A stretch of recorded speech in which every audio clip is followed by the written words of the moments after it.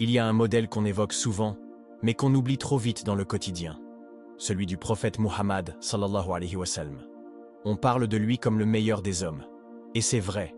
Mais ce qu'on oublie, c'est que c'était aussi le meilleur des maris. Pas seulement un chef de guerre, un guide spirituel ou un enseignant, mais un homme d'une douceur rare, d'un raffinement bouleversant et d'un amour sincère pour ses épouses. Aujourd'hui, je ne vais pas te parler de grands discours. Je vais te parler de 7 choses concrètes, 7 gestes, 7 attitudes, 7 manières d'aimer, des choses simples, tellement simples, qu'on les a oubliées. Mais quand tu les entends, ton cœur s'éveille, parce que tu sens que c'est ça, l'amour, le vrai.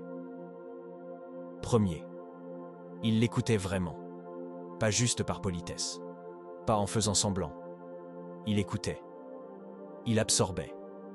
Aïcha radhiyallahu anha raconte qu'elle a parlé longuement du récit de 11 femmes du temps de l'ignorance, chacune décrivant son mari. Un récit long, très long.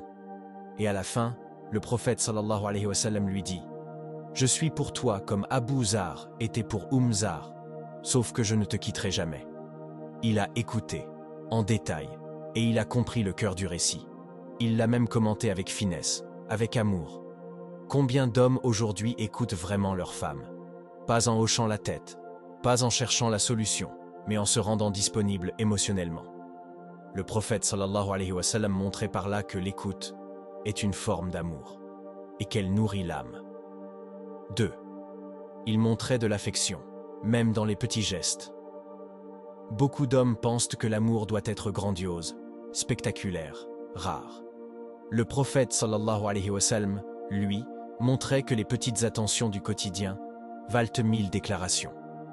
Il buvait dans le même récipient qu'Aïcha radhiyallahu anha, exactement à l'endroit où elle avait bu. Il reposait sa tête sur ses genoux. Il laissait sa main dans la sienne. Il utilisait son siwak, puis lui tendait. Ce ne sont pas de grands gestes. Mais ce sont des gestes qui disent « Je suis avec toi, je te vois, tu comptes pour moi ». Aujourd'hui, beaucoup de couples souffrent non pas d'un manque d'amour, mais d'un manque de tendresse visible. Et le modèle prophétique est un rappel. Le cœur a besoin de caresses, pas seulement de contrats. 3. Il laissait place à ses émotions. Le prophète sallallahu alayhi wa sallam n'était pas un homme froid, distant, stoïque. Il riait avec ses épouses. Il courait avec elles. Il partageait ses inquiétudes, ses silences, ses joies. Quand il se sentait faible, il allait chez Aïcha. Il disait « Laissez-moi chez elle ». Parce que chez elle, il pouvait être vulnérable. Combien d'hommes aujourd'hui pensent qu'être fort, c'est se couper de ses émotions? Le prophète sallallahu alayhi wa sallam nous enseigne l'inverse. La véritable force, c'est d'aimer sans crainte. C'est de pleurer sans honte. C'est de se confier à son épouse, sans perdre sa dignité. 4. Il la valorisait, même devant les autres. Il disait de Khadija radhiyallahu anha « Elle a cru en moi quand les autres ont douté. Elle m'a soutenu quand les autres m'ont rejeté. » Même après sa mort, il envoyait des cadeaux à ses amis. Il évoquait son souvenir avec tendresse. Et quand Aïcha en était jalouse, il souriait.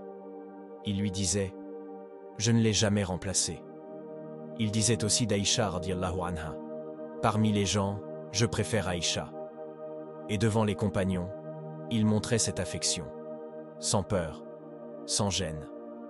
Aujourd'hui, certains hommes évitent même de prononcer le nom de leur épouse en public, comme si c'était une honte.